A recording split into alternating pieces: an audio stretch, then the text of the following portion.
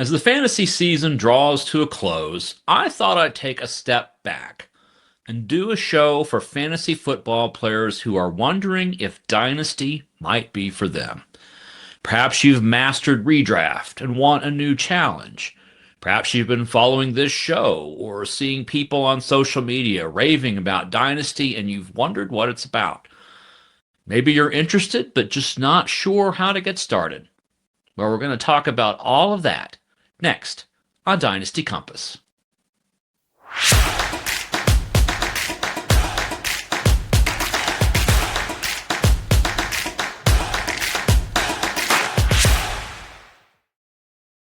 Welcome to Dynasty Compass. I am your host, Jeff Blaylock. Thank you so much for being here and for being a part of this show, whether you are watching on YouTube or listening on your favorite podcast streaming platform. The show cannot exist without you, so thank you very much for tuning in today. Our season is ending. For some of us in Dynasty, it has already ended, but we are still fighting for playoff spots in a few leagues, but we're also already looking toward next year. And so the question I have for you right off the bat is, do you want to wait until August for your new season to begin, or do you want to start right now? Now, I got into Dynasty a number of years ago because I just didn't want my fantasy season to end in December. It kind of comes to a crashing sudden halt where all of a sudden the team is no longer a concern. You're not interested in roster moves and you can completely disconnect for 8 months. And I just didn't want to do that. I wanted to keep the season going.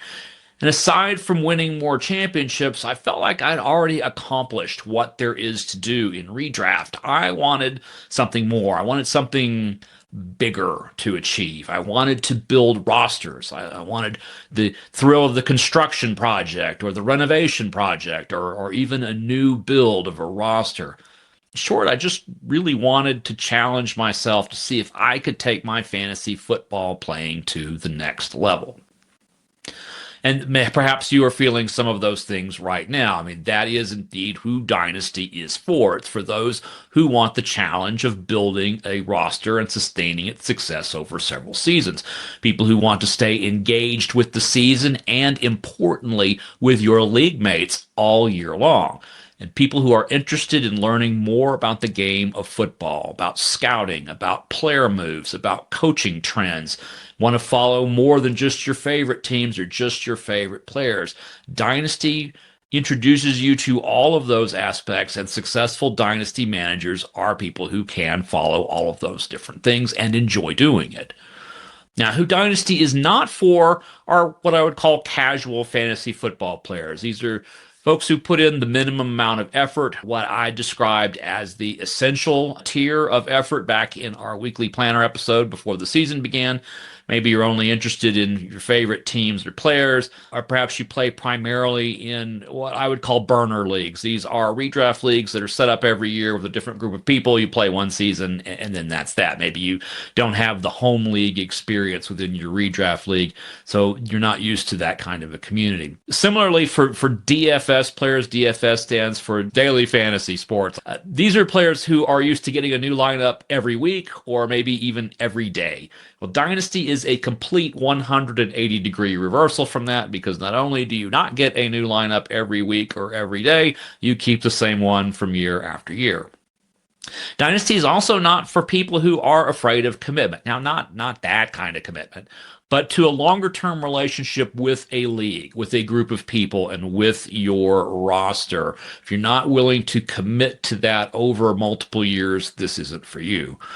And also, it's not for people who tilt when they lose, although it can be absolutely hilarious when one of your league mates tilts because of what's going on in the league. It's not a good spot to be in for a Dynasty manager. It's important to understand before you get into it that losing can actually be a key component to winning, that sometimes you have to lose to build your Dynasty.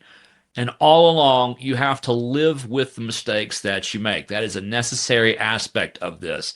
You can, in redraft, you do that too, but only for a few weeks and then it's over. In Dynasty, your mistakes can have long shadows and haunt you for years. So that's who it's for and who it's not for. So now let me just pull back a little bit and talk about what is Dynasty. What is Dynasty fantasy football? Well, in sports, a dynasty is a team that wins several championships during a period of sustained excellence. And that's the idea of dynasty fantasy football. Perennial contention, winning multiple titles with the same roster. And in our compass metaphor, that is our true north. Perennial contention. Building a team that can contend for championships year after year after year. So Dynasty is simply a fantasy football league that is a continual work in progress. There's no reset from one season to the next. There's no starting fresh with a brand new roster each season. You have your franchise that you are building from either the ground up or from however you inherited it, and it is yours to take forward. So what are the main differences between dynasty leagues and redraft leagues? Well, the biggest one, and the one from which just about all of the others flow, is that in Dynasty, we have more than one time frame that we care about. We care about this season, we care about next season, and we care about the seasons beyond that. Redraft leagues, you focus on the single year that's in front of you. There is no future. There is no next season. There is just now. In Dynasty, there is now, there's next season, and there are the years beyond that. Well, some of the implications of that are that trades have longer effects. They last longer. A trade you make in one season may still affect you several seasons down the line. It also means that we're looking at the value of players beyond just this season. So we are not just judging players based on what they're doing right now. So one of those implications is that season-ending injuries don't make someone droppable in a dynasty league like they do in redraft leagues. In redraft this season, many of us had to shed a tear as we dropped our number one pick, Malik Neighbors, for the season because he injured his knee and is out for the year. There is not a single dynasty manager who dropped Malik Neighbors because we will be using him in our lineups next season.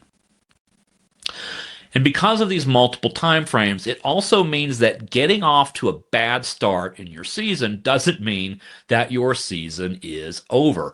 Getting off to a 1-5 start in redraft makes it very difficult to get back into the playoffs. Your season, while not technically over, is essentially over. But in Dynasty, there's so much more at stake than this season that a bad start not only doesn't mean that this season is over, but it might actually benefit you in future seasons. Another key difference is that in Dynasty, you keep your roster from one season to the next. I know I've kind of hinted about that a couple of times already, but I'm going to say it directly. You keep your roster, every player that's on it, from one season to the next. So that means you get a real general manager kind of experience with Dynasty than you would get with Redraft League, because keeping all of those players and making moves and transactions with those players is essentially like a general manager on a real football team trying to get their pieces in place for each season. Dynasty leagues often have deeper rosters. What do I mean by that? Well, in a typical ESPN redraft league, there are 16 roster positions. You have your 9 starters and your 7 bench players, combinations of the different positions, defenses, kickers, all of that. And that's what you have. You have 16 players on your roster. Many dynasty teams have 20 or 22 or 24 or even 28, 30 players on their rosters. So you have a lot of talent that goes very deep into the depth charts of NFL teams. These are players who you wouldn't typically start, perhaps ever, but they are players that you nonetheless have in case they develop. We call those developing talents, or in case you need them because of a really bad streak of luck in terms of injuries or bye weeks. And also, to accommodate these deeper rosters, many dynasty leagues have something called taxi squads. And taxi squads are places to park rookies and sometimes second-year players who are not contributing to your scores this year, but you want to hang on to next year and years after, but who don't take up valuable real estate on your active roster. An implication of that is that waivers are pretty shallow, especially after the first few weeks of the year. You are not going to find a mega talented, suddenly rising up player on a waiver wire in week 10 in a dynasty league. Waivers are typically used for up and coming players who are not producing now, or to take bets on players who may have a role later in the season, perhaps a team's running back three or a wide receiver who's a backup quarterback, someone who may have to step up into that role. You can get them off waivers before they become a valuable commodity. And that's how waivers differ in Dynasty than they do in typical shorter bench redraft leagues.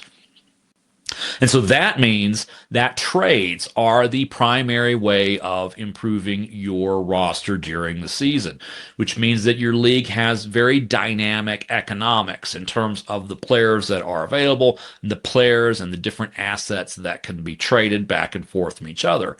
Because in Dynasty, managers are going to have different goals, and it goes all the way back to this concept of different time frames. Some managers are trying to win this year. Others are not trying to win this year. In a redraft league, everybody's trying to win every year. In Dynasty, that's not necessarily the case. So that creates some different dynamics for traders. And specifically, you may have rebuilding teams. These are teams with lousy rosters that are trying to improve over the long term.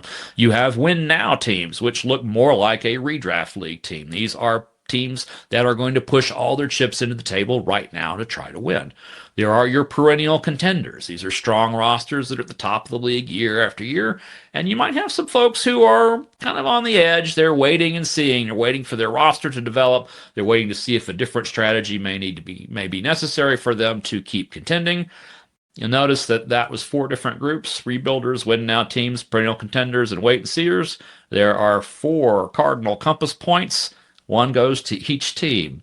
That's how the compass metaphor works. The rebuilders are in the south, the win now teams are in the west, the perennial contenders are in the north, the wait and seers are in the east. If you want to learn more about that, we've got a number of different episodes of the podcast already that gets into a lot of that kind of detail. We don't need to know about it today.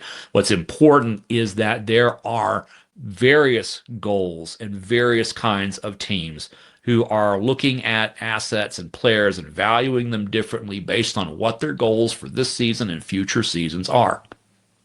And I've said a couple of times players and other assets, and it's because you can trade more than just players in Dynasty. In redraft leagues, you typically are only trading players. Maybe you are trading some free agent acquisition budget if you have that kind of a redraft league. But in Dynasty, there is an even bigger and more important asset that you can trade that is not a player, and that is rookie draft picks. The rookie drafts are the other important way that you can improve your roster, but you can only do that once per season. So in Dynasty leagues, once you've got your rosters initially, the only drafts that tend to follow are rookie drafts. So these drafts are much shorter, between 2 and 6 rounds, typically with 3 or 4 being the most common. Your goal with the rookie draft is to bring in new talent onto your team, and that's what you're focused on. And that makes draft picks the currency of the realm. They are the currency of Dynasty because they are the ways that you can improve a team in the future. And if you are a contending team now, you shift that future improvement to someone else to get somebody that improves your team right now. It's where those different time frames come into effect, and why the rookie draft picks are often the most critical aspects of trades during a Dynasty season. And the value of those picks is going to vary based on where your roster is and what your goal is. Some managers are going to want picks and value them more. Others are going to want players and will value picks less. And into that equation goes how we value trades and how we're able to make trades that have seemingly different goals, seemingly different values, and make them work so that everyone wins in the trade. And also, because of the time frames and because the rookies are so important, the game continues even after the season ends. There really is no off-season in Dynasty. Your league is going to stay in touch all year. The best leagues are a true community. They've been together for years. Think about some of the best home league, redraft leagues that you've either ever been in or have seen. Dynasty is the same way, except that everyone stays engaged for those months in the off season, where redraft leagues, you may not hear from anybody for 6 or 7 months until it's almost time for the season to start. And the very best Dynasty managers are going to stay engaged with their league, with their roster, and with the NFL news all year long, not just from August to December. Now, you may be familiar with keeper leagues, and perhaps maybe you are on one and wondering what the difference is between a keeper league and a dynasty league, because at the heart of both of them, you are keeping players from one season to the next. The biggest difference is that in keeper leagues, you're not keeping all of your players. You're just keeping some, and you churn the rest of them. In Dynasty, there is no churning the rest of them. You keep all of those guys as well. And so those are the main differences between Dynasty leagues and some of the others we're maybe more familiar with, including redraft, just kind of how everybody got started in fantasy football, and keeper leagues, which are sort of a mix between the Dynasty concept and redraft leagues. I think of them much more as redraft, specifically because in a keeper league, you roll a lot of that roster. You change that roster a lot from year to year. In Dynasty, you keep them. So how do you get started in Dynasty? If this is something, it sounds like something you're really interested in, something you want to do, or something that you're rediscovering, how do you get started? Well, there's really two primary ways of getting involved in a Dynasty league. One is a startup, and the other is to adopt an orphan. Start with startups. They are exactly what you think they would be. They are a brand new Dynasty league. They look initially like a redraft league in the sense that everyone gets together at a common period of time and drafts their rosters. So there's this one big draft at the beginning of the season, or at the beginning of the league, rather. It could happen at any point during the offseason where managers are going to pick their teams. There may be an additional rookie draft after that, depending on when teams are picked, where rookies may just be part of the initial player pool, and you have to decide initially how you want to value those rookies against everyone else. The point is that you start at that moment with your roster, and that is your roster, not just for this season, but for future seasons, unless you drop a player, trade them, or they retire. The second way that you typically would get involved is if a league already exists and an opening happens, a manager leaves that league for any reason. That means they have left behind an orphaned team. So we call those orphans. And so this is a team that is already put together. It already has a roster. It has some number of draft picks. It has whatever other assets it has. And you just simply take over management of that team from the previous manager. If you're looking for an orphan, you can go to a site like LeagueSafe. You can go to the Footballguys forums. You can go to other similar, what I call sponsored sites. These are websites or forums or community forums that are backed by one of the brands in the fantasy world. And you can see who's looking for managers. And honestly, this right now at the very end of a fantasy season is one of the best times to do that, because there are a number of managers in these leagues who have said, I need to get out for some reason. For whatever reason, I want to leave. I'm out of the league. And there's an opening right now. And it lets you get in and understand your team and learn your league mates before you have to make some really critical decisions in the rookie drafts, which are anywhere from early May through August. You get to usually see the roster that you're inheriting when you adopt an orphan. Typically, a commissioner will post either a photograph of the roster or will give you a link so you can see the players and the roster that you're inheriting, so you can make a decision before you join the league if that's the kind of roster you want to deal with. And if it's a paid league, which means that managers put in money so that it creates a prize pool, very often dues for the orphan have already been paid or are discounted in some way, so that it is a lower cost entry point to any league that you can get into.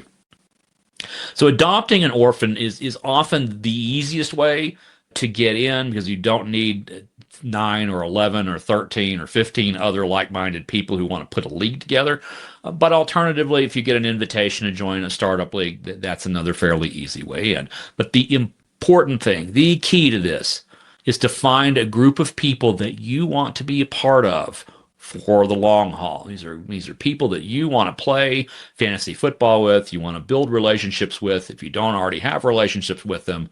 So in a startup league, ideally you know everybody, but you should at least know a majority of the players in that league before you join it, or have a really good relationship with the person who invited you to join the league. And if you are a commissioner, it is really important for you to know who are in your league, because you are going to set the tone for that league. It's better if you know who they are than if it's just some random collection of 12 people you found on the internet. If you're adopting an orphan, it might be a little tougher to know the people in that league. I know the very first orphan that I adopted, I knew nobody in that league. I now know pretty much everybody. We can communicate with each other. So the trick there is just to reach out early and often and start building those relationships as soon as you join the league. Also talk to your commissioner, see how that league is structured, see how friendly it is, how competitive it is, how cutthroat it might be, how active it is. You want a friendly, active league. It's a little bit competitive too, but not cutthroat. And so that's really the best ways to get started in Dynasty. Adopt an orphan or a startup league. It's harder if you're starting your own league than if you're joining someone else's, but whatever you're doing, if you want to get involved with Dynasty, make sure you're getting in with the right group of people. The roster you can change over the course of several seasons, but the players in the league with you, that's a lot harder to change. So choosing the right group of people is really critical and is really important to having a very successful and very enjoyable experience as a Dynasty general manager.